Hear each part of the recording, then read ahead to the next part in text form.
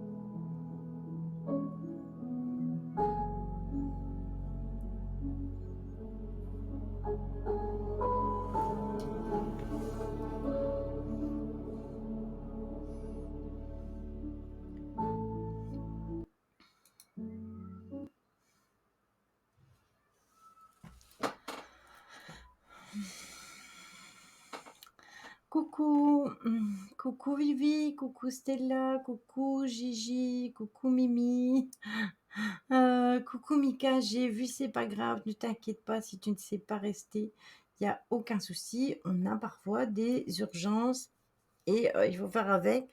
Coucou Véro, coucou mon petit Johan, comment vas-tu? Coucou à tous et à toutes, nulle part Vivi. Fais attention à toi et prends soin de toi. Je rigole, Mika, tu fais ce que tu veux. Comment ça va? Lily, bien ou bien? Alors, Véro, je t'avoue que je pensais avoir une journée plus light aujourd'hui. D'un fait exprès, je me suis levée à 7 h du matin, alors que je m'étais endormie à 3 h 30. Donc, je me suis endormie plus tôt. Mais du coup, je me suis réveillée beaucoup plus tôt.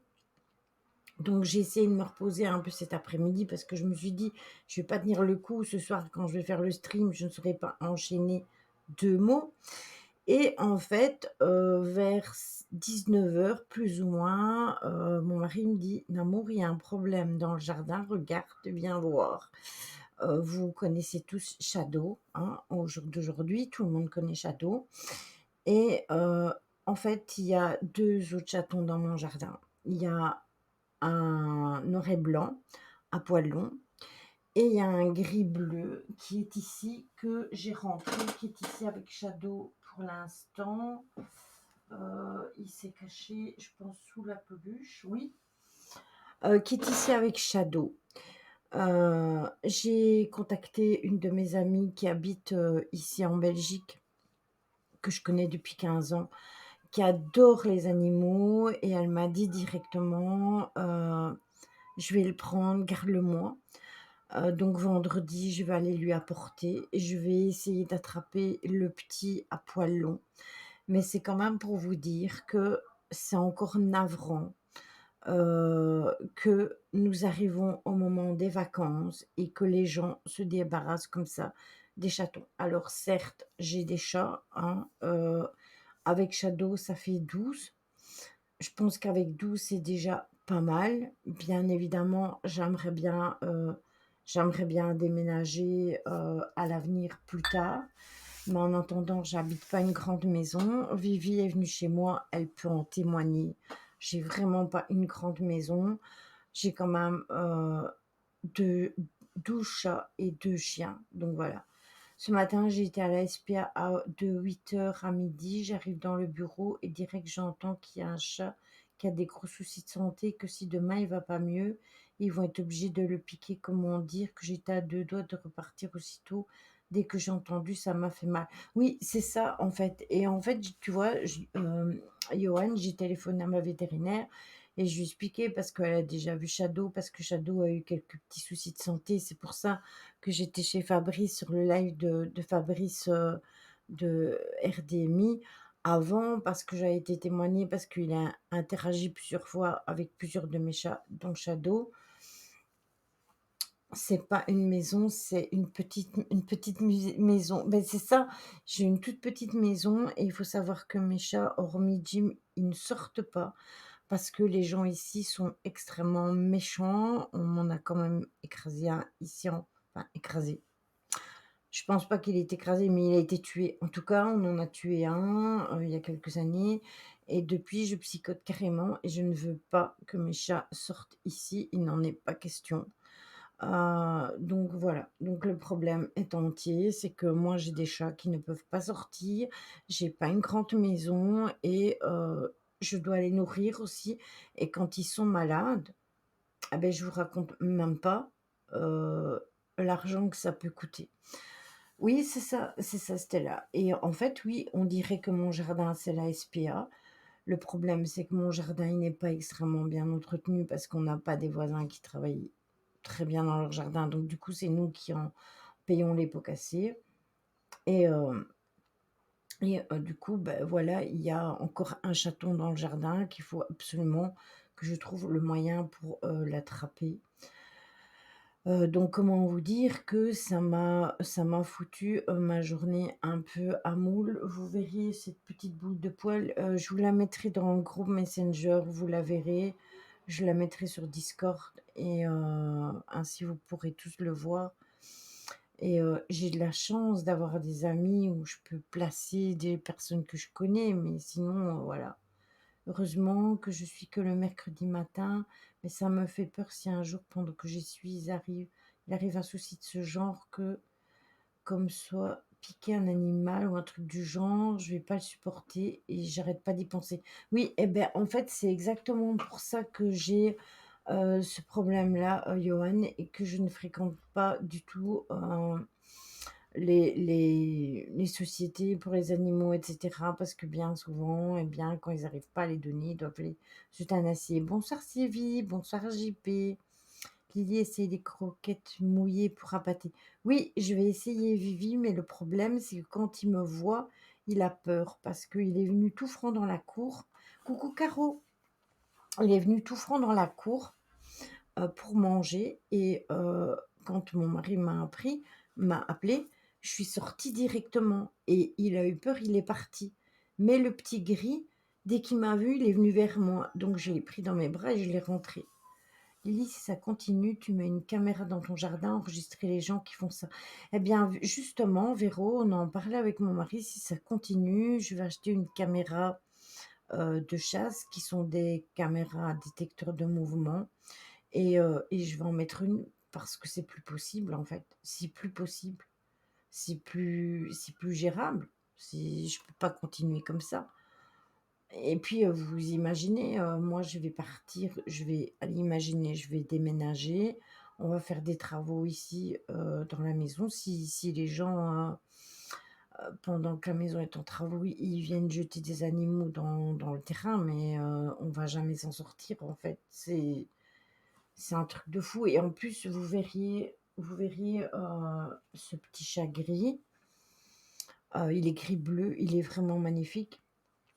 Eh bien, en fait, il est, c'est pas un chat d'extérieur. Vous savez, les chats d'extérieur, en général, ils ont soit les yeux sales ou ils ont leurs pattes sales ou leur poil est un peu sale ou quoi. On voit qu'ils viennent dehors. Mais là, en fait, non. Le chat, il est bien gros, Il a un beau poil, c'est une belle petite boule. Si jamais il se réveille pendant qu'on est en stream, je vous le montrerai. Chez nous, c'est pareil, l'été arrive, ils abandonnent les chats. Oui, mais c'est grave quand même, c'est vie des chatons. Faut faire juste attention à orienter la caméra, faut pas filmer l'espace public. En tout cas, en France, c'est interdit. Chez toi, je sais pas trop. Oui, mais c'est pareil chez nous, mais moi, je ferai en sorte que ça ne filme que mon jardin. Le truc, c'est que le chat, il a une pancréatite et il souffre, du coup, c'est pour plus qu'il souffre, donc ce côté, je comprends. Mais bienvenue, beh, bienvenue à toi,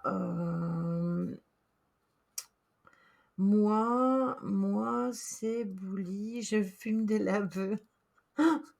Et moi, c'est madame, c'est pas mademoiselle, mais merci beaucoup, c'est gentil. Bienvenue à toi sur le stream. Hem, mais tu sais, Johan, tu sais, mon vieux chat, il a eu une pancréatite et il est toujours là, hein. C'est surtout que les femelles ont eu leurs petits et les gens s'en débarrassent, c'est ça. Merci, oui, on ça va bien et toi? Je me permets, hein, je vous tutoie. Un Véro.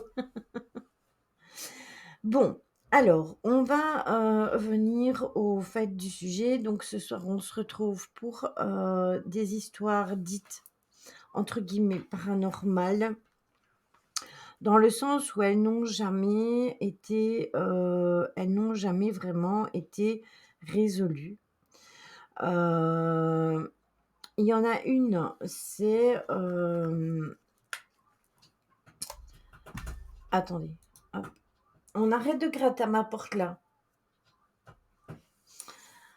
Mais c'est normal, on est tous accueillants. En fait, ici, il faut savoir que tout le monde se connaît, tout le monde s discute les uns avec les autres. Il y a toujours eu une bonne entente. J'ai franchement une commu, mais irréprochable. Franchement, ils sont tous au top, avec mon ami, Œil dans le noir ou même avec Simia, on interagit souvent les uns avec les autres, hem et certains d'autres commus viennent et tout et ça se passe toujours bien. Les nouveaux sont toujours super bien accueillis, les anciens aussi. On discute, il y a pas de jugement. Ça, je tiens à le préciser, je n'aime pas quand on juge les gens par rapport à leur façon d'être et cetera et cetera. Une équipe entraide, c'est ça Vivi.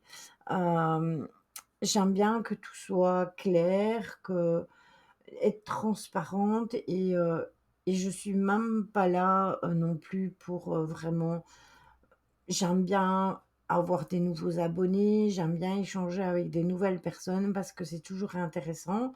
Mais voilà, c'est chouette de découvrir, des autres personnes que de YouTube puisqu'à la base, je viens quand même de YouTube, mais ça fait plus d'un an maintenant que je stream ici et franchement, je me plais beaucoup mieux ici sur Twitch, que sur YouTube.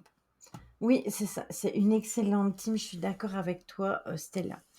Donc ce soir, on se retrouve pour, des affaires, dites paranormales non résolues. Alors, il faut savoir que dimanche, je ne sais pas si vous avez vu, je vous ai publié une vidéo, du grand JD, donc de Julien.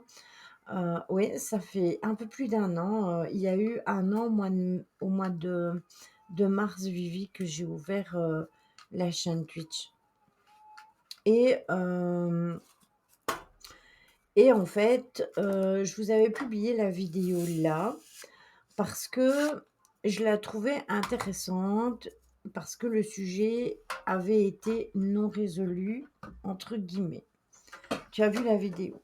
Alors moi aussi, j'ai été chercher une vidéo que je vous passerai, mais je n'ai pas pris que celle-là. J'ai pris deux histoires parce que avec une, je trouvais que ça faisait trop peu et je voulais, en discuter avec vous par rapport à ces 2 histoires-là. J'ai fait beaucoup, beaucoup de recherches par rapport à à la première histoire dont on va discuter, qui est l'affaire du pain maudit, donc l'affaire de Pont-Saint-Esprit. Ça c'est dans le Gard, en France. Hem je trouve le sujet assez intéressant dans le sens où il y a personne qui n'a, jamais vraiment trouvé la réponse. J'ai rien vu, mes chats n'étaient pas bien, vétérinaire d'urgence, hospitalisation. Ah bon? Qu'est-ce qu'ils ont, Sylvie? J'avais vu que tu avais mis des photos, de tes chats. Donc, on va d'abord discuter de l'histoire, de la première histoire, donc de l'affaire du pain maudit. Puis normalement, si je repasse sur, le stream comme quand on fait les analyses d'enquête, par je vous montrerai la petite vidéo, ainsi vous pourrez vous faire une idée. Et après, parce que ce sont des témoignages, elle est très courte, elle dure 3 minutes et quelques. Hem, Ainsi vous pourrez vous faire une idée des témoignages. Ah oui, ça, il y a moyen de les sauver, mais ça s'attrape. Moi les miens, ils avaient tous eu et ça a été une engeance. J'en avais 10 à l'époque et ils ont tous eu le coryza et j'ai galéré pour tous les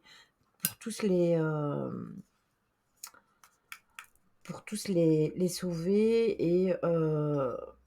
et qu'ils aient leurs médicaments parce qu'il faut encore qu'ils veuillent bien prendre leurs médicaments. Donc cette affaire, de pain maudit, je vais en parler avec vous. Donc j'ai fait pas mal de recherches et puis après je vous montrerai, les témoignages. Heu, Faudrait voir avec Fabrice Séville, il pourrait peut-être faire quelque chose. Oui, c'est vrai, Fabrice pourrait les aider, au niveau des soins énergétiques. Maintenant, si tu vois un vétérinaire, c'est très bien et ce serait un plus et moi, je te le conseille vraiment parce que comme je le disais sur son live, il a travaillé sur 3 de mes animaux et ça a toujours très bien fonctionné et les animaux sont extrêmement, réceptifs. Les symptômes, Vivi, c'est, l des problèmes au niveau du nez, les au niveau des yeux, les yeux qui sont collés et alors ils ne savent plus avaler et ils peuvent avoir même des aphtes dans la bouche. Donc, voilà, la température, c'est vraiment une saleté, c'est vraiment une saleté, et en plus c'est extrêmement, hem ça s'attrape entre eux. Donc s'il y en a un qui l'ont, beh, tous les autres l'attrapent. Si vous voyez que je regarde, c'est parce que je regarde si mes chatons sont calmes.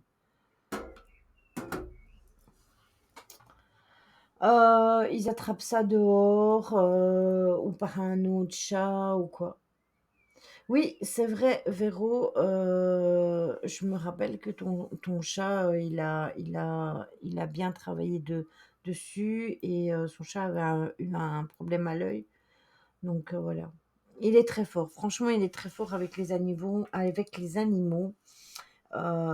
et sûrement avec les humains aussi, mais moi, je vous dis par rapport aux animaux, avec les animaux, il a un très bon contact, un très bon feeling et ça, c'est magnifique.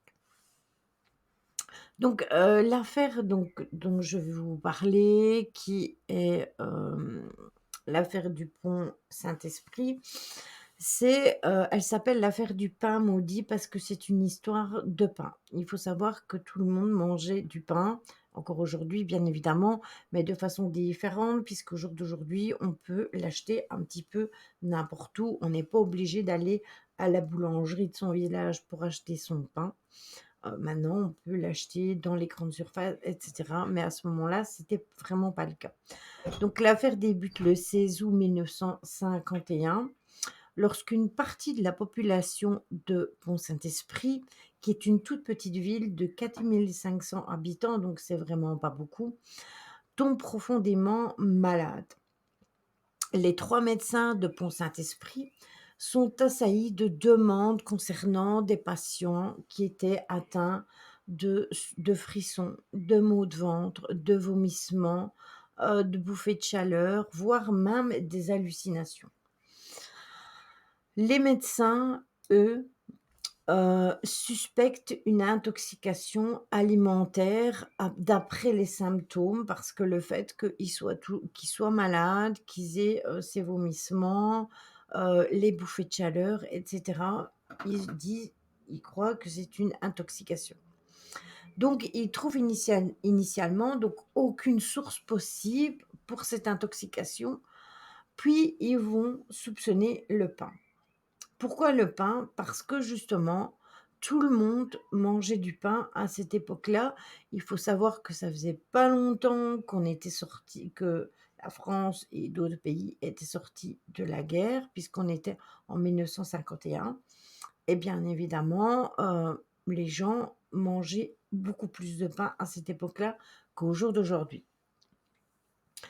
On déplore déjà 5 morts, dès les premiers jours, donc c'est quand même pas quelque chose de d'anodin et 2 autres un jour plus tard. C'est donc le 21 août, par contre, que 130 personnes vont être intoxiquées. 6 ont été hospitalisés, dont 3 enfants.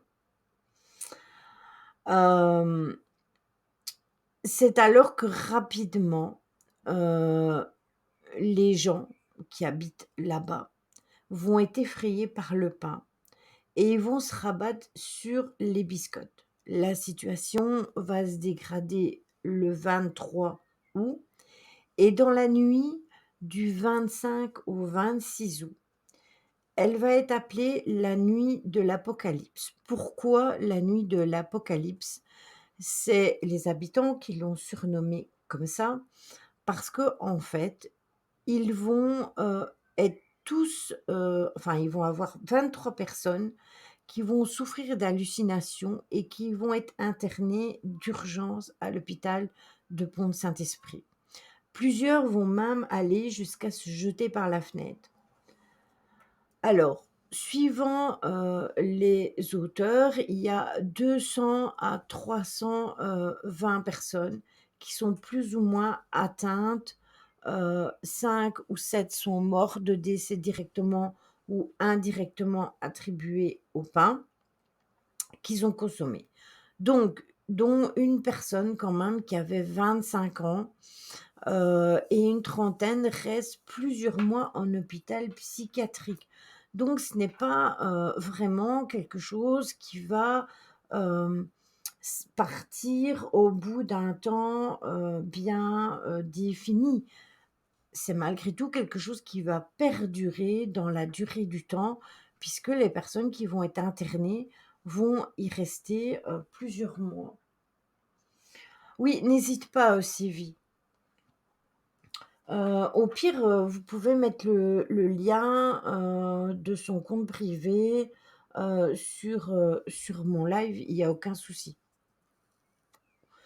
Il y a une enquête judiciaire qui va être menée à l'époque, qui ne permet pas de déceler la cause exacte, de cette histoire-là, de ce mal qui a, sévi dans, ce village. Il y a un journal qui va citer un historien, Stephen, Kaplan, qui va, faire des observations. Alors il dit, «Faute du nom mâle, on peut connaître celui de l'homme responsable» et là, il va, avoir plein de versions abracadabrantes qui vont circuler. On va accuser le boulanger, le pauvre qui n'a rien fait. On va, aussi accuser, son maîtron, donc celui qui travaille avec lui. On va accuser l'eau des fontaines qui aurait, été empoisonnée. Puis on va dire que ce sont des machines, à abattre, modernes, des puissances étrangères, des guerres bactériologiques. On va dire aussi que c'est le diable, que c'est la SNCF, le pape, Staline, l'Église, la, nationalisation et cetera. En fait, il y aura, plein, plein, plein de choses qui vont être citées, parce que les gens ont peur et que les gens paniquent. C'est ça, ils accusent tout le monde parce que il faut vraiment trouver, la source du problème. Ils sont tous les 2 en train de manger. Il faut vraiment trouver la source du problème et là, franchement, ils sont tous dépourvus et vous savez bien que aussi à cette époque-là, eh bien, on n'avait pas les mêmes ressources que maintenant. Maintenant, on peut aller faire des recherches aussi sur internet et cetera. À ce moment-là, ça n'existait pas. Le corps médical pense alors que c'est un pain, maudit qui aurait pu contenir l'ergot de seigle. Alors l'ergot de seigle, c'est un champignon, je vais vous en parler. C'est un ah beh, je vais vous montrer le chat, attendez. Il est là, il mange. Interlude. Hop, viens là mon petit pote. Voilà, regardez-moi la petite boule là. Voilà, c'est lui. Regardez-moi ça qu'il est mignon. Mais n'aie pas peur mon petit chou, n'aie pas peur. Voilà. En fait, si vous voulez, et je vais vous montrer Château aussi. Hop, il est là, regardez. Voilà, ça c'est Shadow. Vous voyez la différence quand même de taille entre les deux. Il n'y a pas à dire. C'est le jour et la nuit. Et Shadow, il a encore du poulet sur le bout du nez parce qu'il est encore en train de manger. On dirait JP. On dirait. Chut, n'aie pas peur. Le fait TJP, c'est que à chaque fois, c'est dans mon jardin que je les retrouve et son frère ou sa sœur, c'est un chat à long poil. Ah, Vivi. Donc, ils parlent de l'ergot de seigle, mais évidemment, ils n'ont pas de preuve de ça. Le seul point commun entre toutes les victimes, c'est qu'ils ont tous acheté et consommé du pain d'une boulangerie du village. Donc, la consommation de ce pain provoque des vomissements, des maux de tête, des douleurs gastriques, des hallucinations, des tentatives de suicide.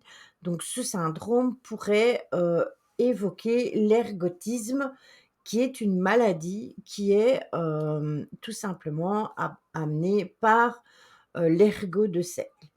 Lors des réunions de crise, c'est également évoqué une intoxication par du mercure. Ce serait le produit qui serait utilisé pour vaporiser les conservations de graines.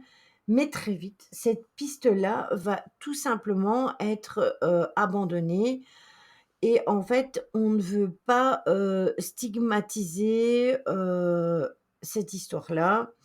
Et le maire impose la fermeture tout simplement des 3 boulangeries qu'il y a et ordonne qu'on fasse des prélèvements de farine tout simplement. Le pain de tout le monde en consomme, mais tout le village n'est pas malade.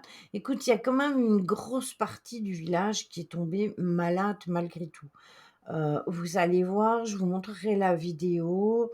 C'est assez troublant parce que c'est tout des témoignages de personnes qui l'ont vécu. L'enquête du commissaire s'oriente rapidement vers le meunier de Saint-Martin-la-Rivière et il est accusé d'avoir mélangé à la farine de Pont-Saint-Esprit du seigle avarié et ça se tourne aussi vers, le boulanger qui lui aurait fourni ce seigle. Mais, donc, Maillet, le fameux, meunier, avoue et déclare: «Je n'ai pas osé livrer cette marchandise de mauvaise qualité, dans la commune, alors je l'ai expédiée à Saint-Esprit».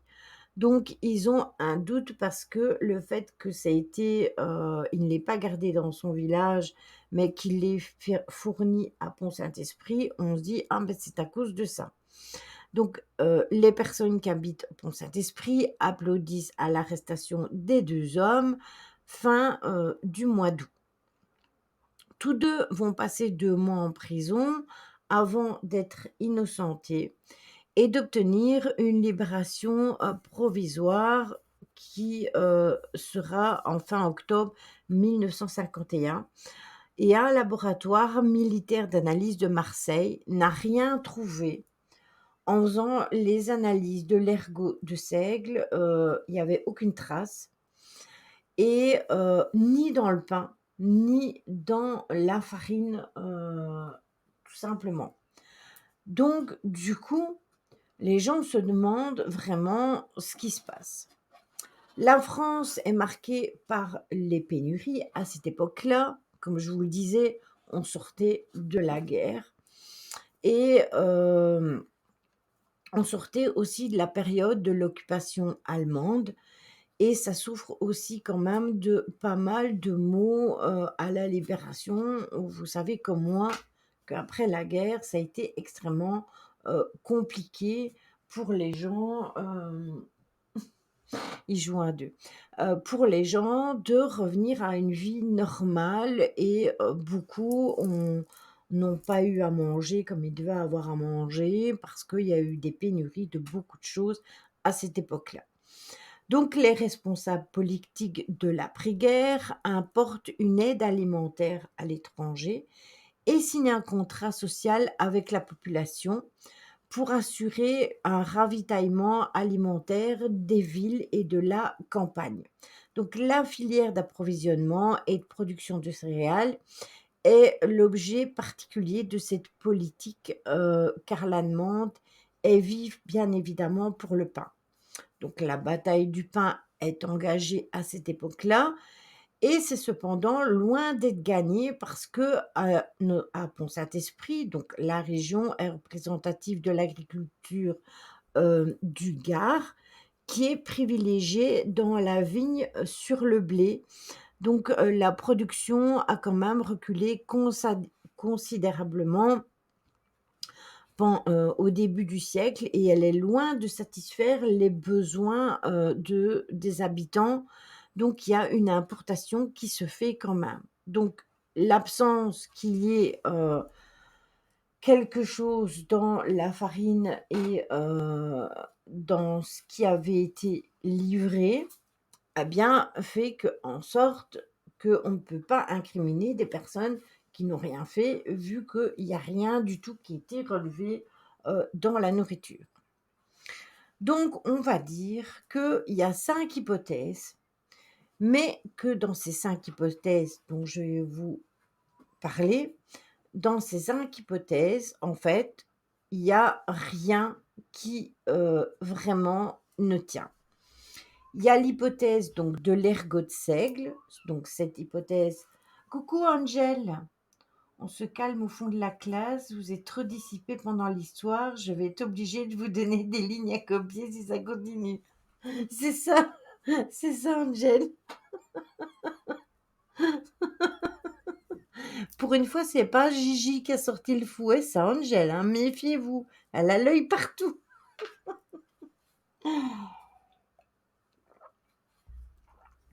Donc en 1951, le corps médical avait estimé que le pain maudit aurait pu être contaminé par l'ergot de seigle.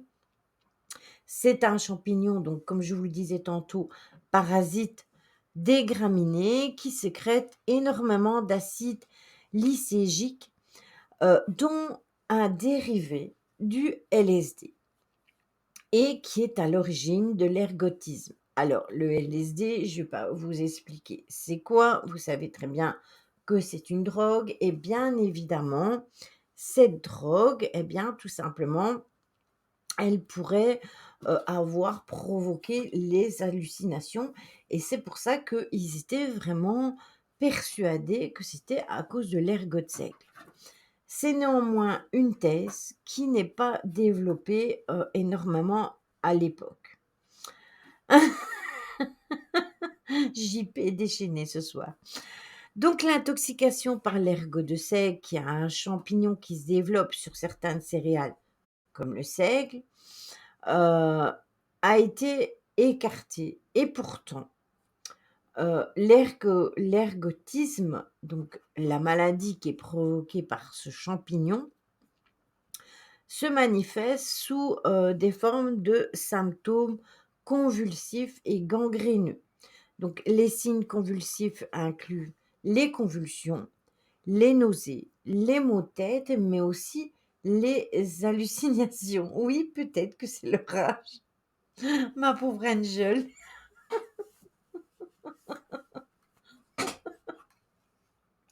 Ah, je te jure.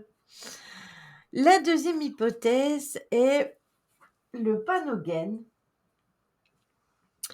Et ça, c'est le juge d'instruction qui va fermer le dossier en 1954.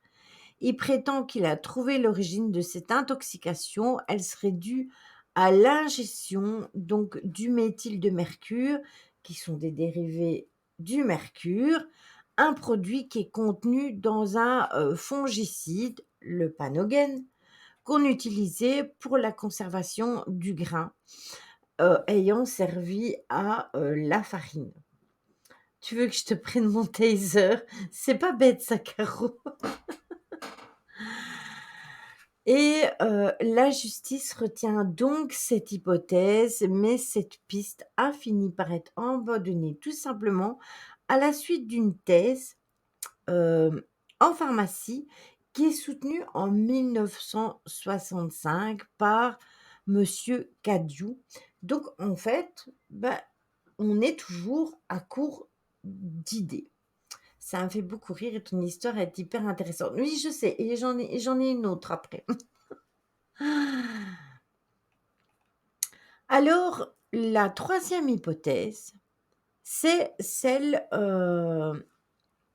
du 3 janvier 1952. La police et les agents des fraudes mènent de grandes opérations dans les moulins de France et il y a une perquisition simultanée chez 152 meuniers qui révèle que certains utilisent des appareils de blanchissement de fabrication allemande. Les farines très blanches étant, à l'époque préférées par les consommateurs. Les machines sont illégales employant de l'agène et l'ingestion de ce composé chimique pathogène, aussi dénommé trichlorure d'azote, provoque des symptômes assez similaires à ceux de Pont-Saint-Esprit. Donc les 74 meuniers qui ont été pris, en fait, ça a duré quelques mois, Véro, mais les enquêtes ont été longues justement afin de trouver ce qui s'était passé. Parce que après ça s'est arrêté tout simplement. Il y a eu 74 meuniers qui ont été pris en flagrant délit et qui sont rapidement défendus par l'Association nationale de la, meunière française, qui brandit la menace d'une filière en péril. Donc dans ce risque, le juge d'instruction va ordonner d'arrêter l'enquête et outre l'hypothèse heu, mycoses, donc dont on a parlé tout à l'heure, ah bien, en fait, on revient au point de départ puisque le blanchissement artificiel du pain, à l'aide de l'agène aurait pu tout simplement, hem non, là, ça s'est quand même arrêté, après un certain temps, vu que les boulangeries ont été fermées, Véro, donc ils ne pouvaient plus avoir le pain au village et pendant plusieurs mois, il y a quand même eu certaines personnes qui sont restées hospitalisées malgré tout, en hôpital psychiatrique. Donc certains ont quand même gardé des grosses séquelles pendant très longtemps. Donc il a fallu que ça s'élimine. Alors c'est vrai que c'est assez interpellant cette histoire d'ergot de seigle parce que même si l'ergot de seigle, ou n'importe quelle autre chose qui aurait pu être ingérée, qui est avoisinante au LSD aurait pu donner ça, comment est-ce possible que ces personnes, pendant X mois, aient continué à avoir des hallucinations? Ça, c'est encore une chose qu'on ne sait pas du tout, en fait. Donc, il y a l'hypothèse de la mycotoxine et ça, c'est seulement en 1982. Donc regardez le temps que les gens ont essayé de trouver, la raison pour laquelle il y a eu cette histoire-là, à ce moment-là. Eh bien, en fait, c'est le professeur Moreau, qui est toxicologue, spécialiste des moisissures, qui a émis cette hypothèse que l'intoxication de Pont-Esprit aurait pu être provoquée par des, mycotoxines, c'est-à-dire des substances, par des moisissures qui peuvent se développer tout simplement dans les silos à grains. Donc les effets toxiques, des mycotoxines sont aujourd'hui bien connus en médecine, bien évidemment, surtout en médecine vétérinaire, mais elles étaient complètement inconnues en 1951. Donc entre guillemets, ça serait la, l'hypothèse la plus concrète, vu qu'on n'a rien retrouvé dans la farine, on n'a rien retrouvé, dans le pain, ça a été analysé, il n'y avait pas d'ergot de seigle et cetera. Mais par contre, c'est vrai que les mycotoxines, ils n'auraient pas pu les retrouver du tout, vu qu'à cette époque-là, bah, il n'y avait pas moyen de retrouver ces mycotoxines. Quand j'entends ce genre d'histoire, je pense toujours à l'effet de groupe. Il y a peut-être eu au début un problème, mais ensuite les gens se sont persuadés que le problème persistait. Alors oui, ça a été évoqué en effet, mais tu vas voir quand je vais passer la vidéo, oui, c'est possible qu'il y ait eu un effet de groupe, mais de là à ce que les gens se jettent par la fenêtre et cetera, c'est quand même assez troublant. Qu'il y ait autant de gens malades, c'est quand même assez spécial. Maintenant, oui, c'est vrai que l'aspect de groupe, il a été, évoqué et très vite, il n'a pas été, retenu. Et alors la dernière hypothèse, elle est assez hallucinante. C'est l'hypothèse du LSD, tout simplement. Et ça, c'est paru en 2009. La conversation des céréales était pas la même que maintenant l'hygiène. Oui, aussi Véro, et c'est pour ça qu'à ce moment-là, ils n'étaient pas capables de relever les microtoxines, alors que dans les années 80, c'était tout à fait possible, et c'est comme ça que cette hypothèse-là a été émise parce que, bien évidemment, on sait que, par exemple, les bovins, ils mangent des graines et que si ces graines, elles sont malheureusement, remplies de mycotoxines, eh bien, tout simplement, les bovins, ils en, décèdent, et c'est comme ça qu'on a pu, relever que ça pouvait être une possibilité. C'est ça, le LSD a été découvert vers 1940. Et en fait, c'est en octobre 2009 qu'il y a eu un livre qui est sorti, qui a été écrit par un journaliste, américain indépendant, qui s'appelait, monsieur, Albert Lee, qui concerne la mort de Frank Olson, qui était un scientifique, et qui a fait des expériences de contrôle mental qui étaient menées par la CIA dans les années 50. Il va avancer une théorie selon laquelle la CIA aurait testé le LSD comme une arme de guerre par pulvérisation aérienne sur la, population de Pont-Saint-Esprit, ainsi que par la contamination des produits alimentaires locaux. Cette histoire est due aux USA, plan Marshall, ils ont mis du LSD pour faire une expérience à moindre frais. Et beh, justement, c'est de ça que j'allais parler, JP. Il y a eu des microbes qui n'ont pas été détectés, voilà, c'est possible, c'est possible. Donc ce monsieur, qui écrit ce livre se base sur des documents qui sont, déclassifiés, qui mentionnent l'incident justement de Pont-Saint-Esprit, notamment dans une conversation entre un agent de la CIA et un scientifique de laboratoire suisse, où travaillait justement le chimiste Albert Hofmann, celui qui a découvert justement le LSD 14. Et ce monsieur s'appuie sur le témoignage d'anciens chercheurs de la CIA à Fort Detrick, qui lui auraient déclaré que la ville du Gard avait subi une pulvérisation aérienne à base de LSD. Cet échec complet, d'après les chercheurs, aurait été suivi par une seconde phase de contamination de produits alimentaires. Ils ont juste choisi ce petit village, pulvérisation, ça touche plus qu'un village normalement à cause des effets du vent. Voilà. Entre autres, il y a ça, je suis d'accord avec toi. Maintenant, pour l'intoxication alimentaire, ce serait pas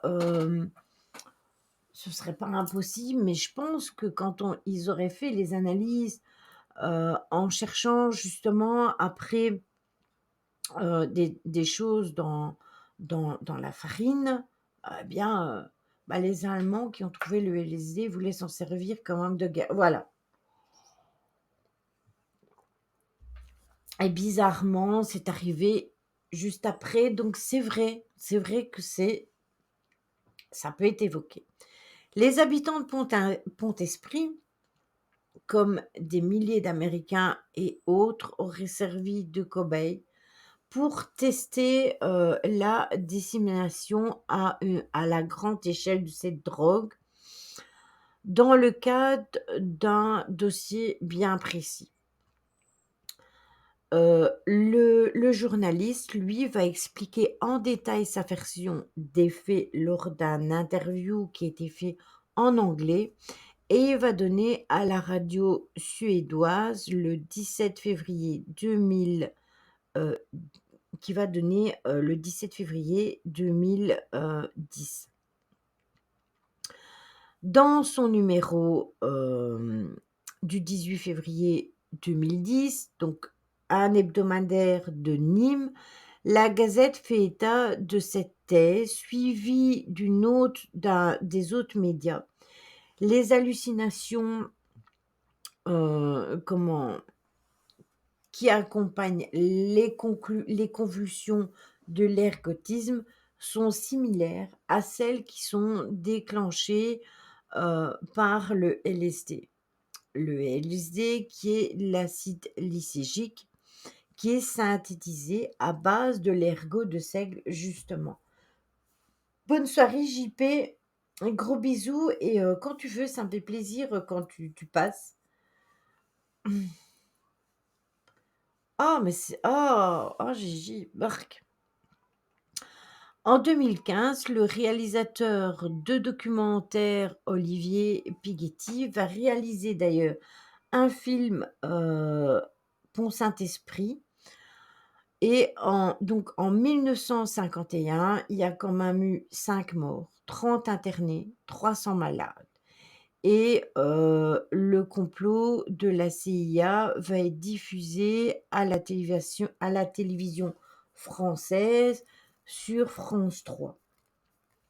Donc c'est quand même pour vous dire que c'était vraiment la chose la plus concrète. Bon, maintenant je vais essayer de vous partager, la vidéo pour que vous voyez la vidéo. Attendez, je vais l'ouvrir d'abord sur mon PC. Hem, Attendez, hein, parce que hop, voilà, elle est là. On partait en vélo, moi je parlais. Voilà, attendez, hop. Alors, on va faire comme ça. Voilà, on va la mettre ainsi. Mmh, on va passer comme ça. Hop, je dois aller chercher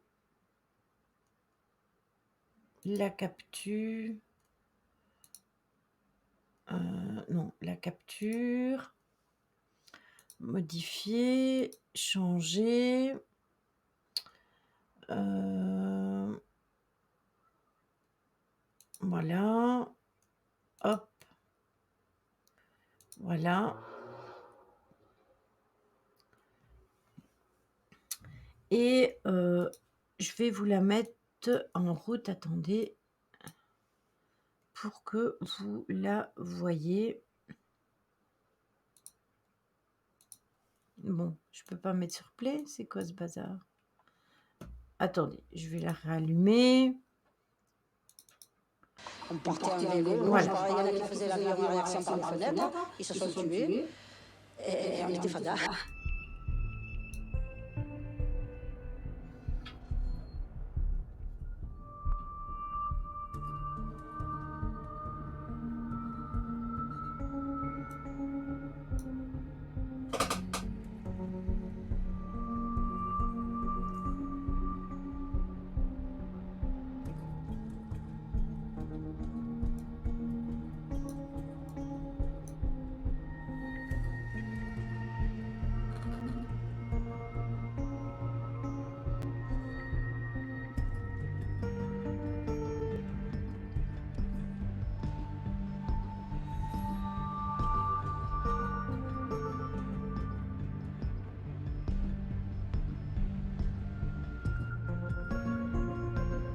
Je suis resté exactement 21 jours sans dormir. Mes nuits, je les ai passées à compter, à murmurer le mot de saxophile, qui n'arrive absolument à rien, sans arrêt. Ou alors, à certains moments, venir ici, là, sur le palier que vous avez, regarder combien il y avait de hauteur, et me disais, si tu tombais en bas, tu te ferais mal.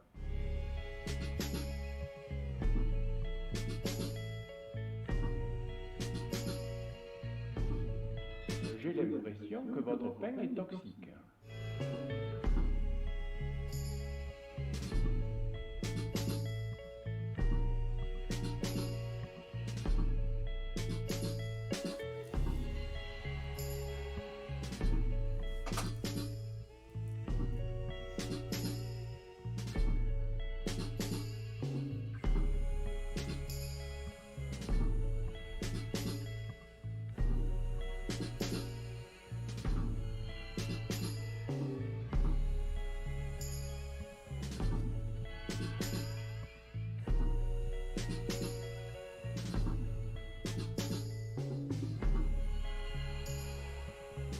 Les parents d'une des principales victimes, un jeune homme de 24 ans, M. Moulin, ont demandé au juge d'instruction d'effectuer des prélèvements de PCR sur le corps de leur fils et qui n'ont pas obtenu satisfaction.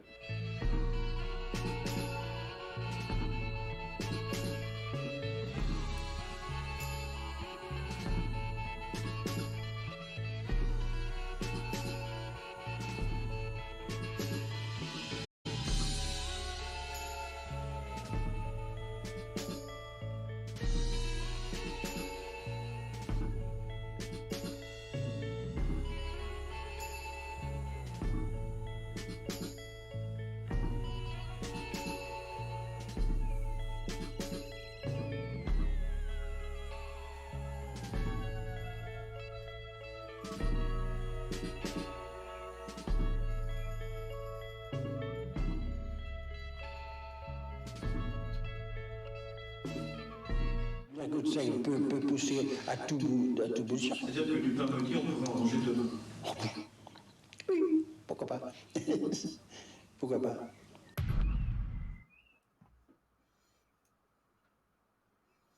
Bon, attendez, je vais fermer ça. On va revenir sur le plan en plein chat. Voilà. Donc, vous voyez, c'est quand même terrible ce qui s'est passé dans ce village.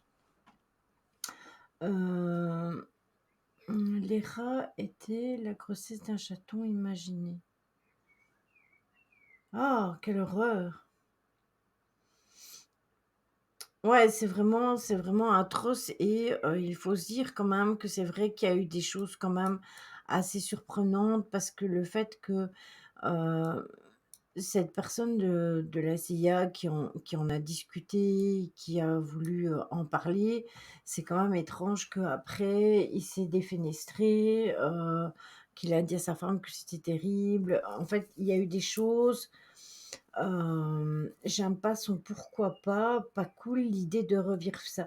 Mais en fait, ça veut dire, je pense, qu'on n'est pas à l'abri, tout simplement, ça c'est une déduction que je peux vous faire, c'est que tout simplement, il faut savoir qu'on n'est pas à l'abri du tout de rien et qu'on peut être manipulé. Heu, Quand vous regardez cette histoire de Pont Saint-Esprit, ça s'est juste passé au niveau d'un petit village, on est bien d'accord.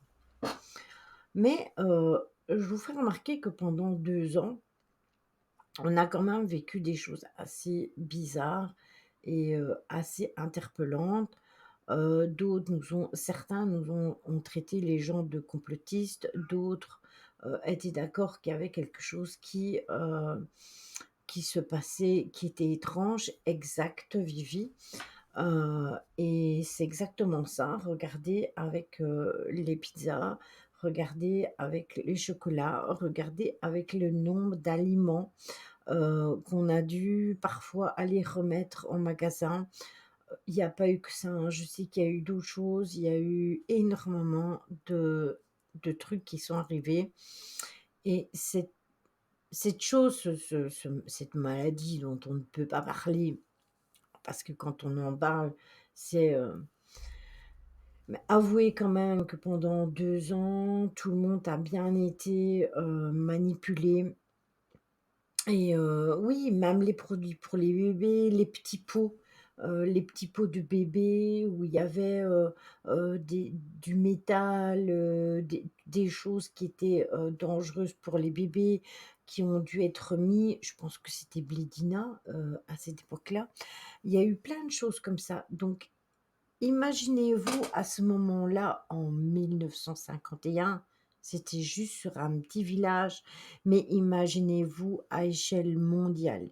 Si vraiment, on veut intoxiquer, des gens, eh bien, c'est tout à fait possible et c'est pour ça que j'avais pris cette histoire parce que quand le grand JD a fait sa petite vidéo et que je me suis toujours intéressée à son contenu parce que son contenu a toujours été extrêmement intéressant, je me suis dit: «Mais c'est vrai». Il y a de plus en plus de choses bizarres et aujourd'hui, j'ai lu qu'en Angleterre, ils ont trouvé des traces de polio dans les eaux usées. Voilà, alors que la polio, c'est une maladie dont on n'entendait plus parler. Quand on est vacciné automatiquement. Oui, Lily, de la poudre de verre dans les petits pots de bébé. Oui, voilà, c'est ça, je me souviens. Je me souviens, Véro, il y avait eu, une histoire de verre, enfin, il y a eu plein d'histoires de ce genre-là et mais c'était à plus grande échelle et je vais vous donner un autre exemple.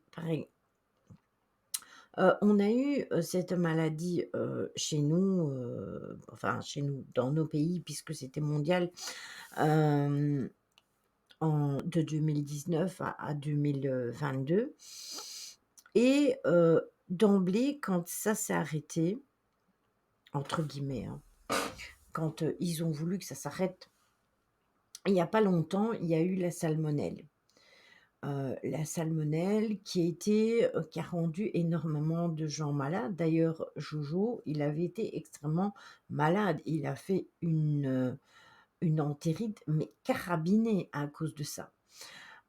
Donc c'est quand même pour dire que c'est pas anodin. Maintenant, je vais vous donner un exemple qui n'a rien à voir, qui n'est pas humain, mais qui est animal. Dans mon quartier, il y a des épidémies de typhus. Pourquoi y a-t-il des épidémies de typhus maintenant? J'y vis depuis, presque presque 8 ans maintenant, 8 ou 9 ans. Il n'y a jamais une maladie de typhus. On est envahi par les rats. En fait, vous imaginez même pas, on a des rats, vous voyez comme les chatons là? On a des rats comme ça. Je me demande d'ailleurs comment ces chatons, ils survivent dans le jardin avec les rats. On a des rats parfois qui sont comme ça. Comment voulez-vous qu'il n'y ait pas de maladie à cette époque-ci? Comment est-ce que ça peut encore arriver?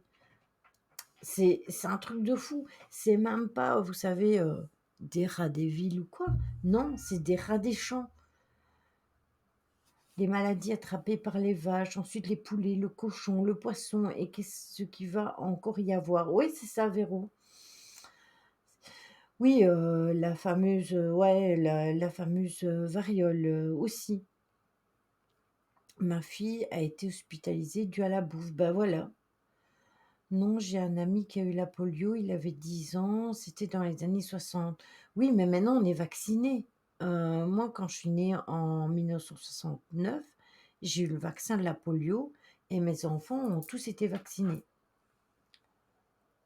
Hum. Oui, c'est ça, Caro. Nous aussi, énormissons et la ville ne fait même pas dans l'école de Lorraine. Mais c'est ça qui est incompréhensible. Parce que nous, on n'est pas vraiment à la campagne ici, on est quand même, c'est considéré comme une ville parce que l'entité où j'habite est l'entité principale, et puis il y a toutes les petites communes qui sont attenantes. Donc malgré tout, où j'habite, c'est quand même étendu. Et vous pouvez vous promener dans la ville elle-même, elle est propre, mais apparemment, quand ils ont refait, toutes les routes, ils se sont amusés à tout casser, à tout refaire partout, et je pense qu'ils ont dû déranger des animaux, tout simplement. C'est ça, Véro. Oui, il devrait être vacciné, il devait être vacciné la semaine d'après. Ah d'accord, OK. Il me semblait bien. Oui, mais c'est une maladie très grave, hein. C'est une maladie très grave. Il y a des maladies, mais vous savez pourquoi il y a des rats? Non, on ne sait pas. On ne sait pas pourquoi, parce que après c'est vrai que, les jardins ici sont pas vraiment entretenus. Il y a des orties, mais ne me dites pas que les orties, ça attire les rats. Et ici, j'ai mon voisin juste à côté. Lui, il a un garage, mais dans son jardin, il a du bois pour l'hiver, il a, des tuiles pour, les toitures, il a plein de trucs, et il me dit tout le temps: «Ouais, mais il y a plein de rats». Mais oui, mais peut-être que s'il y avait pas tout le bois, toutes les tuiles et tout dans le jardin, qu'on n'aurait pas ça, et puis aussi, il se réfugie. Il est resté lourdement handicapé, le pauvre. Ah mais ça, je me doute, parce que les gens les nourrissent. Moi ici, ils viennent, piller la nourriture de mon canard, et si les gens jetaient moins de nourriture partout, il y aurait moins de rats. Oui, sauf que, ici, on a des poubelles, toutes fermées en plastique, et du coup, voilà. Ça se reproduit tellement vite, c'est ça, Stella. Mmh. Ouais, c'est ça, Sylvie, c'est quand même, dans les cités, ils les nourrissent, et les rats sont immunisés contre les produits raticides. Oui, en plus, en plus. Et franchement, moi, c'est ça qui me faisait peur aussi, c'est avec mes animaux, parce que moi, mes chiennes, elles les chassent, hein, faut pas croire. Mais mon canard, en fait, ils s'attaquent même pas, mon canard, ils s'en fout, hein. Ils viennent, ils prennent la tranche de pain et hop, ils se cassent tranquilles et détendus, et ils ont pas peur, hein. Ils viennent, quasi, jusqu'à la porte, du jardin, hein. On crie après les pigeons qui sont collés sur les voitures, mais qui s'occupent des rats bon sang et honteux. Oui, parce que bon, les pigeons, les maisons, les tourterelles, et cetera, c'est pas vraiment gênant, et le pire de tout, je vais vous dire, c'est qu'ici, nous, on a énormément de corbeaux, et il faut savoir que les corbeaux, ils tuent les rats, les souris, c'est des nettoyeurs, hein, mais apparemment pas assez.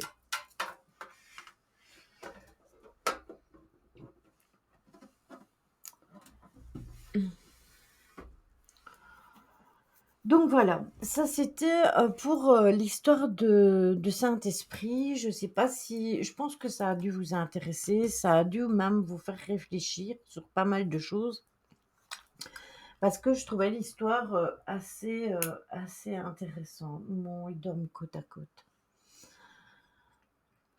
Mais en fait, c'est parce que, les pigeons, il faut beaucoup de crasse, en tout ce qui est en l'air et les rats, c'est plus, au sol. Mais personnellement, moi, je préfère, avoir, 20 pigeons, enfin 20 pigeons que 20 rats.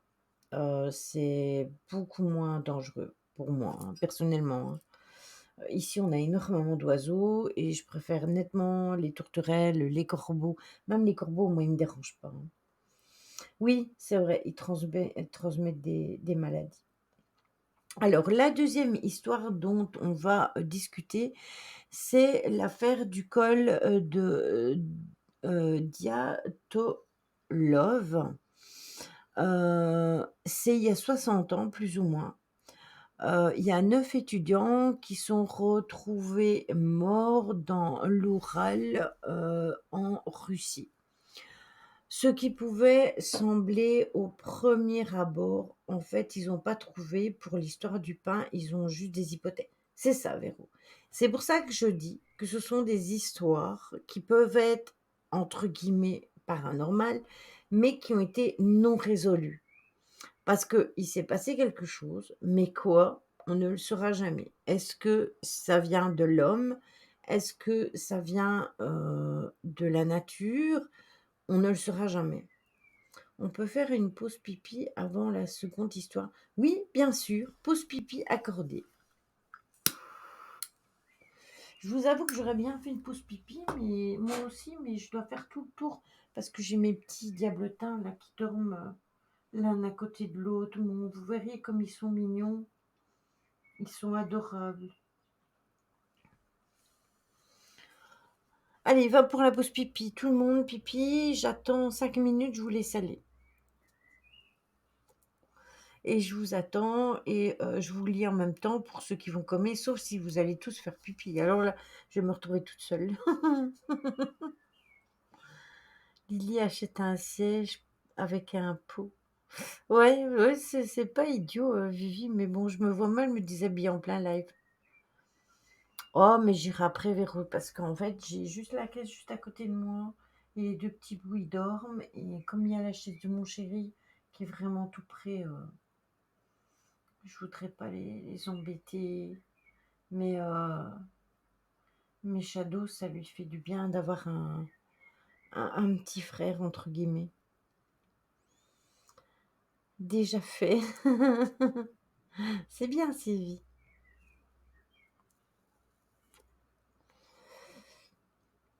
Mais je pense que de temps en temps, oui, pause café si vous voulez. Pause café, pause pipi, pause bonbon, faites ce que vous voulez. Même tu mets pas de culotte, on voit rien. Vivi, si je veux me lever, oui, il faut escalader dans mon bureau, c'est ça. C'est ça, Gigi, c'est exactement ça. Et pourtant, je peux pas faire autrement que de les laisser ensemble, hein. Coucou Cornaline, comment vas-tu? Voilà, eh bien, tout le monde a fait pipi, tout le monde a pris son café, tout le monde a pris son thé, sa limonade, ses bonbons, ses biscuits, son chocolat, tout ce que vous voulez, vos gâteaux, etc., etc. On voit que Mika n'est pas là, on ne parle pas de bouffe sur le live aujourd'hui. Pas de nourriture, pas de gâteau, rien. Alors, donc je disais, cette affaire, elle est arrivée il y a plus de 60 ans. Il y a 9 étudiants qui sont retrouvés morts dans l'Oural en Russie. Ce qui pouvait ressembler au premier abord à un tragique accident de montagne tourne vite à l'horreur. Alors, les corps des randonneurs sont retrouvés à moitié nus, Véro. Certains souffrant de fractures importantes et d'autres ont été retrouvés avec la langue et les yeux arrachés. La cause officielle de la mort serait l'hypothermie et un traumatisme physique provoqué par une force inconnue.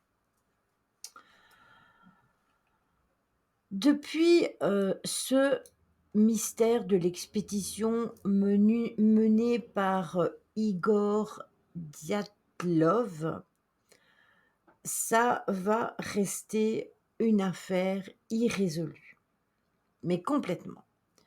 Qu'est-ce qui s'est passé dans la nuit du 1er au 2 février 1959? Parce que regardez, c'est encore quasi dans les mêmes années. De l'avalanche à la rencontre du Yéti local, en passant par l'hypothèse des extraterrestres, les théories vont se multiplier. Cette première édition de la nouvelle chronique de l'explorateur de l'étrange va en présenter quelques-unes. Il y a plein de choses qui peuvent tourner au vinaigre lors d'une expédition ou une excursion de ski. Une tempête de neige, une engelure, une avalanche, une cheville foulée ou pire. Mais lorsque ce sont des skieurs chevronnés qui sont partis en conquête des monts Oural en Russie en 1959, elles se croyaient prêtes à surmonter toutes les épopées qu'ils pouvaient rencontrer sur leur chemin. Rien ne pouvait les préparer au mystère et à l'absurdité de la mort de tous les membres de cette expédition dans des circonstances complètement bizarres. Oui, j'ai mis les photos d'ailleurs sur TikTok hier. Dans la petite bande-annonce, il y avait celle pour la première histoire et quelques photos de la deuxième histoire. J'ai trouvé des vidéos, mais je ne les ai pas prises parce que les vidéos font toutes au moins 20 minutes, entre 20 et 30 minutes. Mais si vous voulez, je vous les publierai sur Discord et je vous les publierai dans le groupe. Nous reculons dans le temps, donc nous allons en février 1959, en pleine guerre froide. Igor Dyatlov, un étudiant en ingénierie de 23 ans, mène un groupe de 10 skieurs, lui y compris, pour une balade de 10 km. Donc pour eux, c'était une promenade de santé. L'équipe est composée de 8 hommes et de 2 femmes, âgés tous entre 20 et 37 ans, donc un âge tout à fait potable. Tous sont des randonneurs expérimentés qui recevront une certification attestant leurs compétences. C'est d'ailleurs la raison pour laquelle le groupe documente autant son expédition avec des photographies et des journaux de bord parce que il notait tout justement et il prenait énormément de photos. À ce temps de l'année, la neige et le froid rendent l'excursion assez difficile. L'équipe va quitter le village de Vizey le 27 janvier et le lendemain, Yuri Yudin doit quitter le groupe pour des raisons de santé. Donc, selon les témoignages du jeune homme âgé de 21 ans, à l'époque, tout se porte bien à son départ. Donc lui, il ne va pas continuer l'expédition, il va retourner au village tout simplement parce qu'il est malade, mais quand il quitte tous ses camarades, tout le monde va bien. Le 12 février, le jour prévu justement de leur retour, en fait, rien ne se passe, ils ne reviennent pas. Comme les retards ne sont pas rares dans certains types d'expéditions de ce genre-là, ce n'est que le 20 février qu'une opération de secours implique l'armée et elle va être déclenchée afin de les retrouver. Et c'est seulement 6 jours plus tard qu'on va retrouver la tente du groupe à moitié défoncée et la toile, tout va être défoncé, enseveli de neige, forcément, puisqu'il a neigé par-dessus, c'est tout à fait logique. Et pour en sortir ces occupants, ils vont, déchirer l'arrière des toiles. Apparemment, on dirait que les personnes qui étaient dans, la tente, ont été pris de panique et ont déchiré la toile. Qu'est-ce qui les a empêchés de sortir par le devant de la tente? Pourquoi est-ce qu'ils ont déchiré l'arrière de la tente? Pourquoi ils ont été pris de panique et qu'ils ne sont pas sortis par devant, mais ont dû déchirer derrière? Il y a plusieurs traces de pas qui s'en éloignent. Elles ont été laissées par des pieds nus, ou vêtus uniquement de chaussettes, donc pas de chaussures. Là, avec la température qu'il y a, être à pieds nus ou vêtu de chaussettes, c'est carrément suicidaire. Selon, est-ce que c'est eux qui ont déchiré la toile? Alors apparemment oui, parce qu'ils voulaient sortir de la tente. Mais on ne le saura jamais, vu que c'est une histoire qui va rester complètement, sans réponse. Selon les journaux et les appareils photo disséminés autour du campement, il semblerait que le groupe ait établi son campement sur le col, après s'être trompé de direction en raison des fortes averses de neige. Il neigeait énormément. Ils étaient terrorisés par quelque chose ou par quelqu'un. D'où l'hypothèse du Yéti Véro. L'hypothèse, encore une fois. Sans doute parce que il s'était installé là en entendant tout simplement que la météo se calme, sans perdre l'altitude jusqu'à pour qu'ils puissent l'atteindre en fait. Mais c'est une horrible découverte qu'on va faire, puisque à environ 2 kilomètres de distance du campement, à l'orée d'une forêt, on va retrouver les restes d'un feu de camp, les cadavres de Yuri, je vous passe le nom de famille, ils sont à 2, ils ont 21 ans. Les 2 jeunes hommes ne portent que leurs sous-vêtements et non pas leurs chaussures. Donc ce sont ceux qui ont déchiré la toile de leur tente où on a retrouvé les fameuses empreintes dans le sol où ils étaient à pieds nus ou en chaussettes, qui se sont enfouis par là. Et on va les retrouver là-bas. Les branches brisées d'un arbre suggèrent que l'un d'eux y serait grimpé, possiblement dans l'espoir de repérer peut-être la tente. Ce n'est que des hypothèses. Mais le fait qu'il soit en sous-vêtements et sans chaussures, c'est impossible. À 300, à 480 ou à 620 mètres de l'arbre, on va retrouver le cadavre de Dyatlov, donc celui qui menait l'expédition, de Zianda, ce sont des noms assez compliqués, de Alexevan, de Kolmegorova, de Rustem, Vladimir, tous sont morts d'hypothermie. Un examen du crâne de Slobodin va présenter une fracture de source inconnue. Donc en fait, il a une fracture, mais on ne sait pas comment il a pu avoir cette fracture. Oui, moi je pense qu'ils ont voulu échapper à quelque chose, mais quoi? Pourquoi? Et en sous-vêtements dans la neige, Vivi, je pense que c'est tout simplement parce qu'ils ont voulu s'enfuir, mais pourquoi? Qu'est-ce qu'ils ont vu? On ne le sait pas. Les autres corps ne seront retrouvés qu'en mai, dans un ravin. Donc vous vous imaginez du 20 février au mois de mai. Ceux-ci sont mieux vêtus que les autres, mais leur habillement possède peu de logique. Il y en a un qui porte le manteau de la fille, alors que c'est un garçon.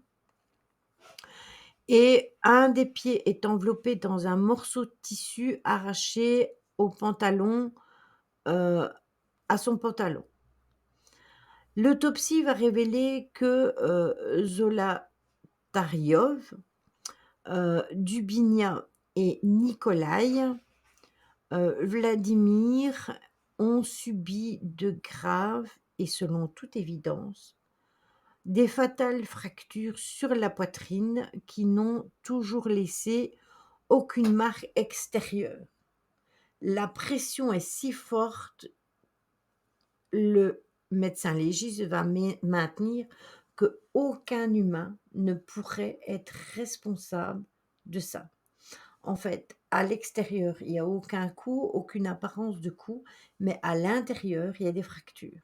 Et il y a ce monsieur dont on a retrouvé la tête aussi, qui a eu aussi une fracture qui est inexplicable.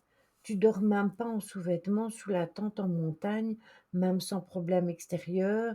C'est vraiment la terreur qui les a fait agir de la sorte. Oui, je pense aussi, ou alors peut-être qu'ils avaient retiré justement leurs vêtements pour les faire sécher et qu'ils étaient dans des sacs de couchage et que ça expliquerait qu'ils étaient en sous-vêtements en attendant que leurs vêtements sèchent. Parce qu'il faut savoir que quand vous sortez qu'il neige énormément, les vêtements sont mouillés et pour éviter l'hypothermie, on les retire pour ne pas rester avec ces vêtements humides sur soi.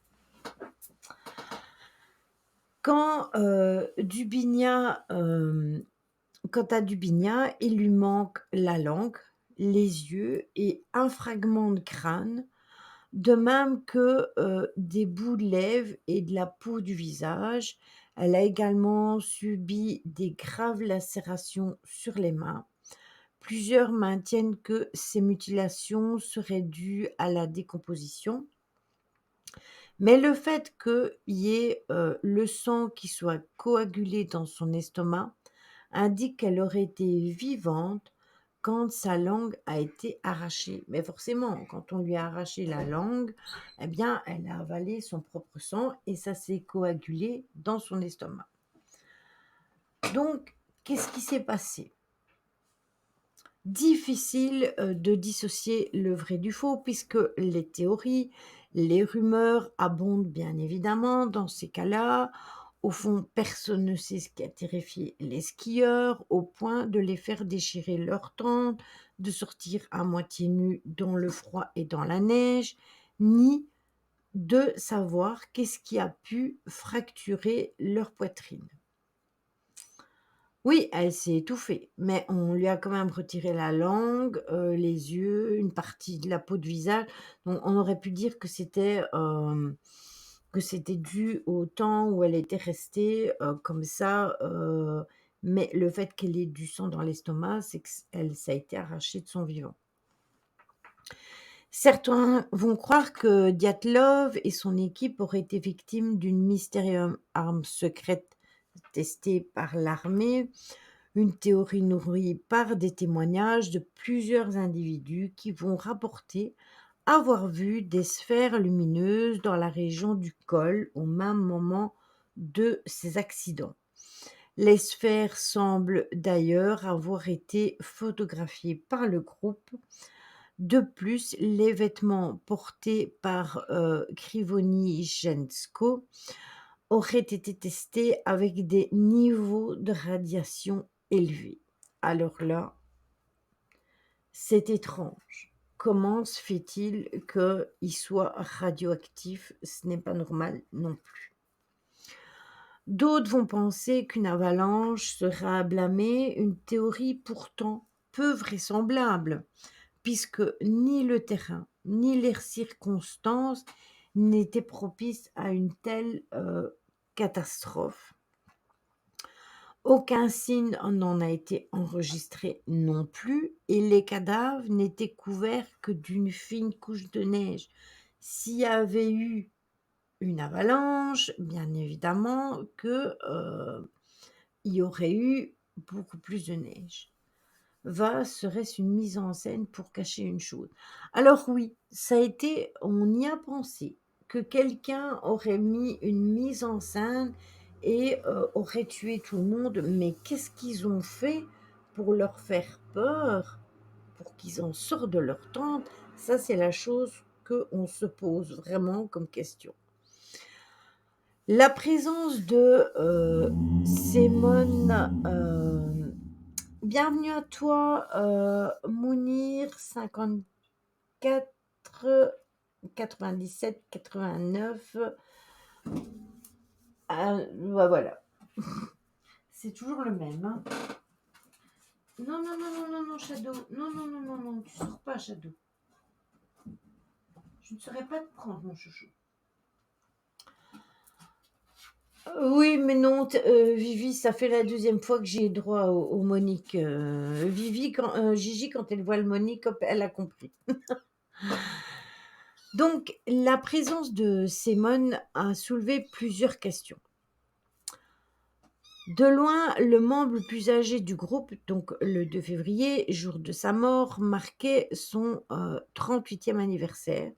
Il utilisait un nom d'emprunt qui était Sacha. Il s'était mérité 4 distinctions par son service lors de la Seconde Guerre mondiale et il s'est joint à Dyatlov à la dernière minute. Certains croient que ses compagnons et lui auraient été éliminés par le KGB.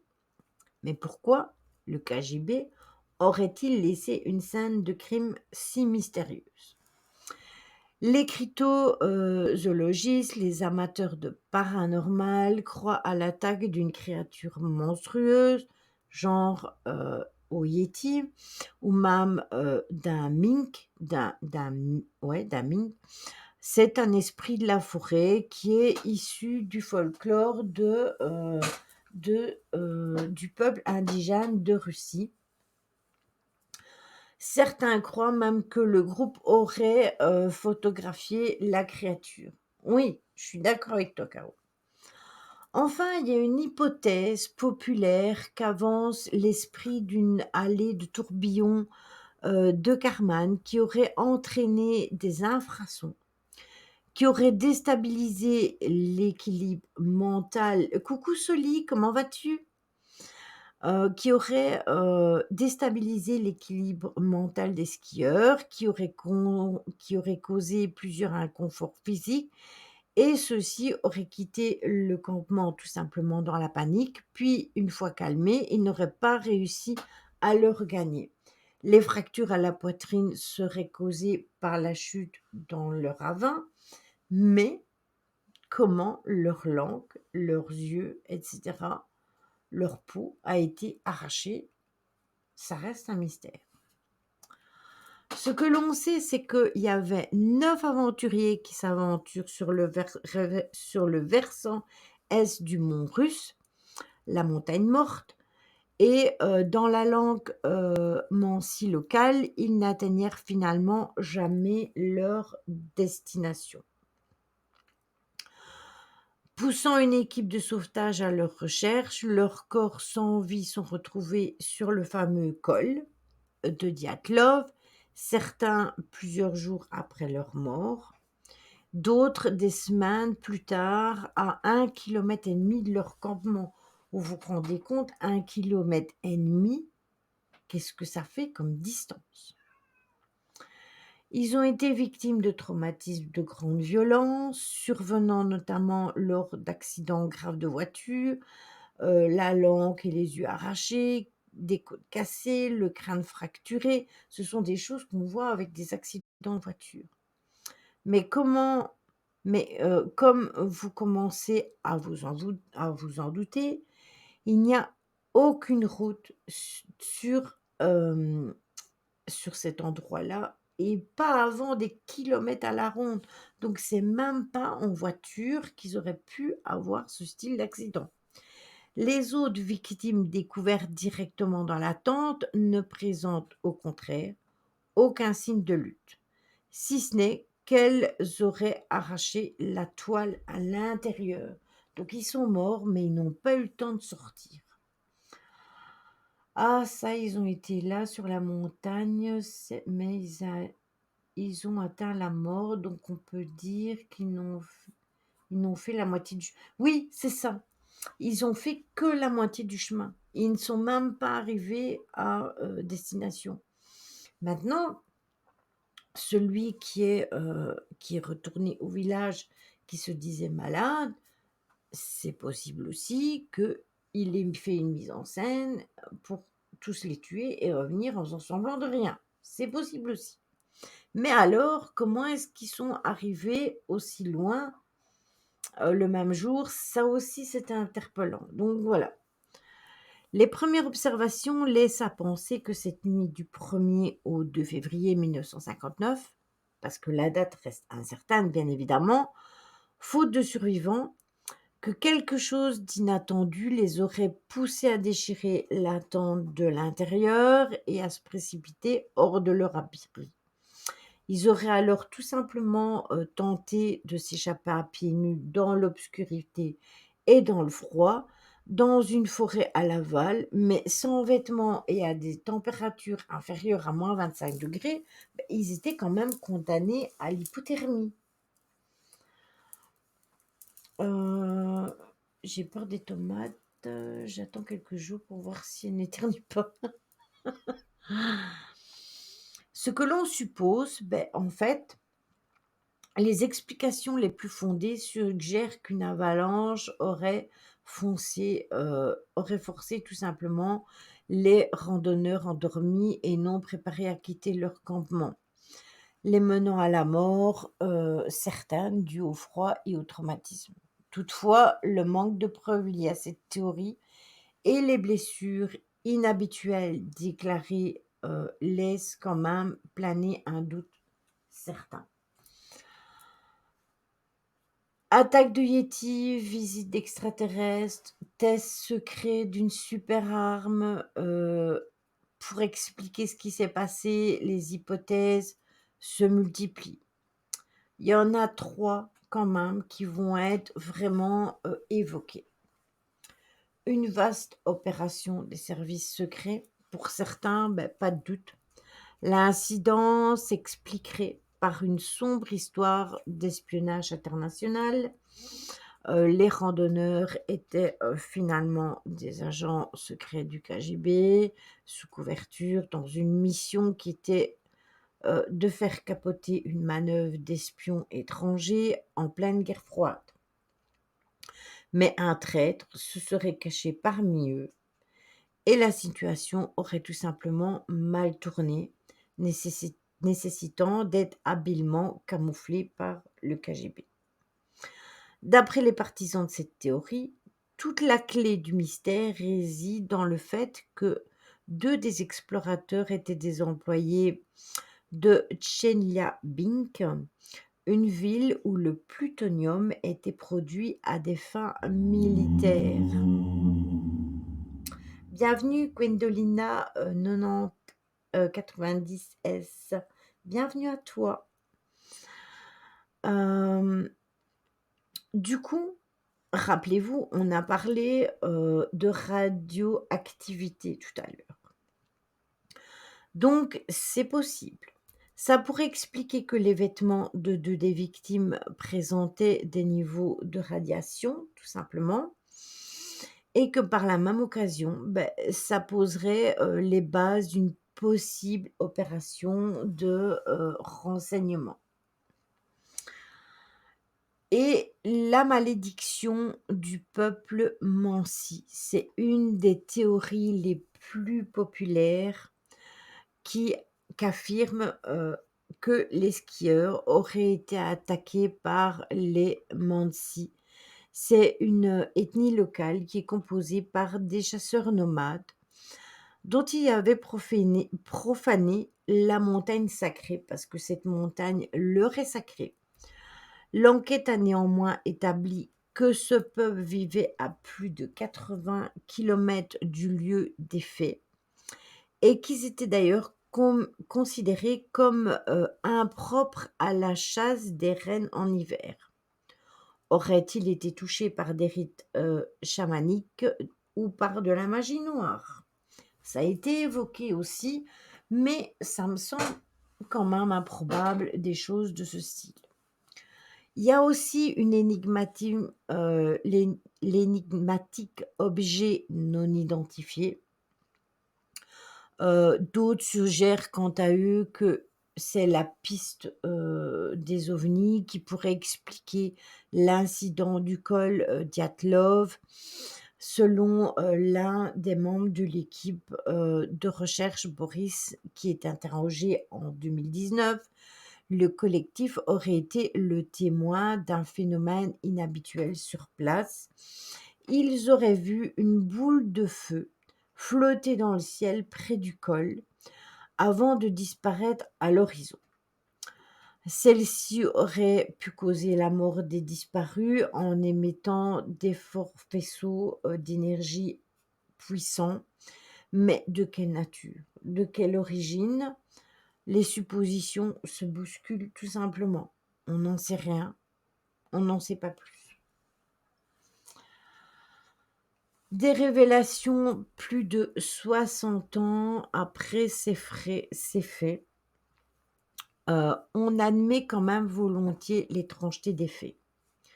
Pour les scientifiques, l'explication est tout autre. Il y a une nouvelle enquête indépendante qui est menée par le spécialiste en mécanique des neiges, Johan Gaume, et le professeur de géotechnique Alexander Puzerin, des écoles polytechniques fédérales de Lausanne et de Zurich en Suisse. Et il planche à nouveau sur l'avalanche comme cause la plus probable de l'accident du col Dyatlov. De nouvelles simulations d'avalanche. Dans leurs études, ils ont publié des avalanches, enfin ils ont fait des tests d'avalanche puisque maintenant on peut les provoquer. Mais dans ce cas-là, comment peut-on expliquer que certains étaient habillés et beaucoup plus loin, avec la langue en moins, les yeux en moins? Comment se fait-il que un homme s'est retrouvé avec le manteau de fourrure d'une dame? Comment se fait-il que d'autres sont sortis à moitié habillés? Ça ne se tient pas non plus. Je pense que s'il y avait une avalanche, ils seraient tout simplement restés dans leur tente. Ils avaient plus de chance, entre guillemets, que d'en sortir. Ils savaient quand même que même s'ils sortaient en plein tempête de neige à moins 25, qu'ils seraient décédés. Pourquoi les tentes ne sont pas sous la neige? Exactement, Caro, c'est la question. Pourquoi y a-t-il une fine pellicule de neige sur ces tentes? Si ils n'avaient pas fait une coupe de la tente, rien ne se serait passé. On dit que les randonneurs se sont enfoncés dans la neige afin de créer un tampon naturel contre le vent glacial de l'Oural et que c'est le déclencheur initial, mais que cela seul n'aurait pas été suffisant. Tout n'est pas clair dans le fait qu'on parle de ça. Alors, la vérité, bien sûr, c'est qu'une personne ne sait jamais vraiment ce qui s'est passé cette nuit-là. Il n'y a aucune preuve quantitative, solide, que la théorie des avalanches est plausible. Ça a été conclu par des spécialistes en mécanisme de neige. Donc, en fait, tout ce qui a été ouvert comme dossier pour découvrir le pourquoi du comment n'a jamais été expliqué. Donc, cette histoire-là, contrairement à celle du Pont Saint-Esprit, n'a jamais été vraiment sûr et certain de pouvoir affirmer quoi que ce soit. Pour Saint-Esprit, on peut dire que tout simplement, ça peut être les toxines qui n'ont pas été décelées. Donc, il y a vraiment des choses qui... Bonne soirée, Caro. Prends quelque chose pour ta tête et repose-toi. De toute façon, j'ai fini avec les histoires. On a parlé des toxines qu'on avait pu retrouver dans l'alimentation, etc. Mais là, avouez quand même que cette histoire-là, elle est vraiment étrange, mais très étrange. Et je voulais vous en parler parce que je trouvais que le sujet était assez intéressant et que ça reste quand même du domaine plus du paranormal, puisque ça a même été invoqué que ça pouvait être des ovnis, que ça pouvait être aussi un esprit. Allez savoir, on ne sait vraiment pas ce qui s'est passé. Repose-toi bien, Caro, hein. Je sais bien il fait chaud et je pense que ça peut expliquer aussi tes migraines. Donc voilà, ça c'était les deux histoires dont je voulais discuter avec vous. Si vous avez bien aimé le format, on pourra parler d'autres choses. On l'avait déjà fait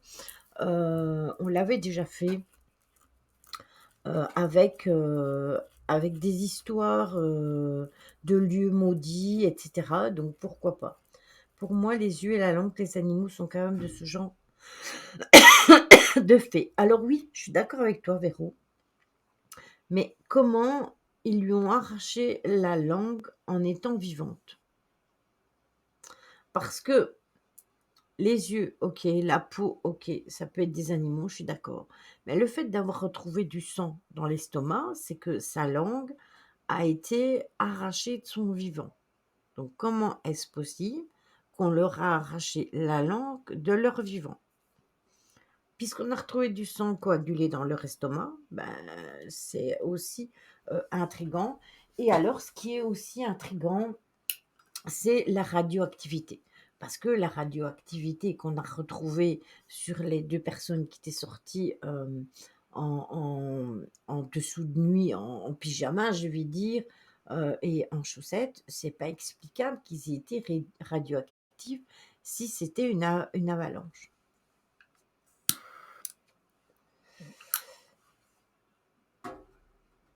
C'est cela, la langue mystère, même une crise d'épilepsie ne fait pas ça. Oui, et puis ils auraient été plusieurs à le faire. Oui, c'est vrai, ça fait assez flipper. Cette histoire est assez intrigante et je vous avoue que moi, je la connaissais. Je la connaissais et elle avait déjà été racontée par Silent Jill, pour ceux qui connaissent Jill, il y a déjà plusieurs années et je m'étais vraiment intéressée à cette histoire et je me suis dit: «Mais pourquoi pas, j'en parlerai avec la commu. Je pense que ça devrait les intéresser». Il n'y a pas que les IT pour la radioactivité. Alors oui, c'est pour ça que je disais tout à l'heure que c'était possible, que c'était par rapport aux histoires avec le KGB. Justement, c'était là. Donc ça, c'était une hypothèse assez plausible. Oui, moi aussi j'aime beaucoup Silent Jill. En même temps, c'est ma compatriote. C'est où ça, Lily? C'est en Russie. Coucou Caro Life, comment vas-tu?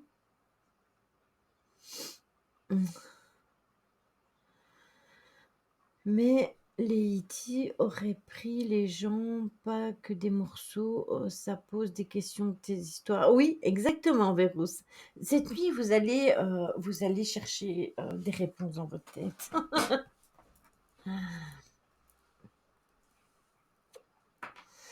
Caroline, je pense que elle fait des live créations, si mes souvenirs sont bons. C'est marrant, il y a une Caro qui s'en va et une deuxième qui arrive. Très bien, merci. Ça a été? Ils n'ont pas fait un film de cette histoire. Ah, c'est possible, Véro. Je ne saurais pas te dire, c'est bien possible. Je peux regarder si tu veux. Cette nuit, on va faire des cauchemars, oui. Mais non, mais non, mais non. Vous n'êtes pas des âmes sensibles quand même. Allez, qu'est-ce que vous me racontez comme bêtises? Attendez, je vais regarder si je ne trouve pas, mais c'est possible. Hum,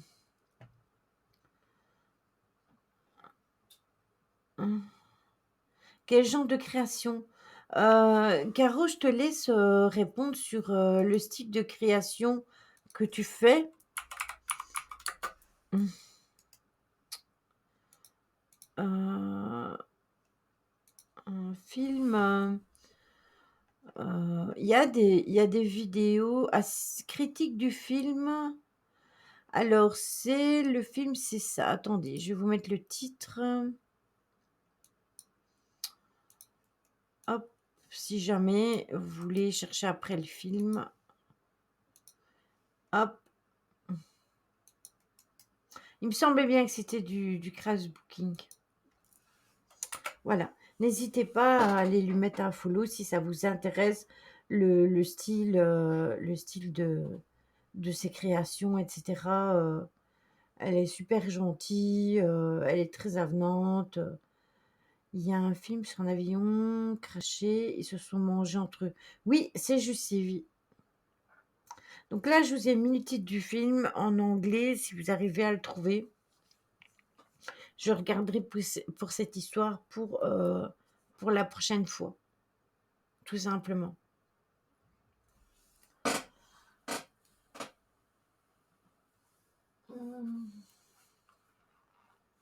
Ah ben ils ne dorment plus l'un contre l'autre.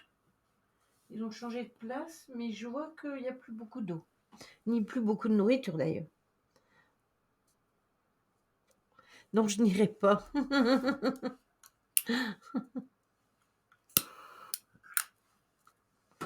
Dites-vous que ce style de choses, ça peut arriver n'importe où, hein.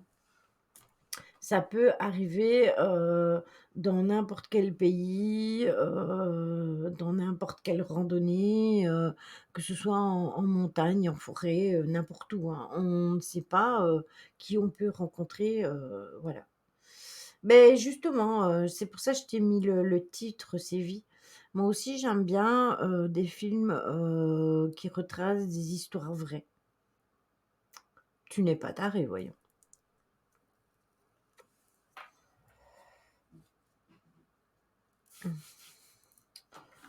J'ai horreur de ce film comme ça.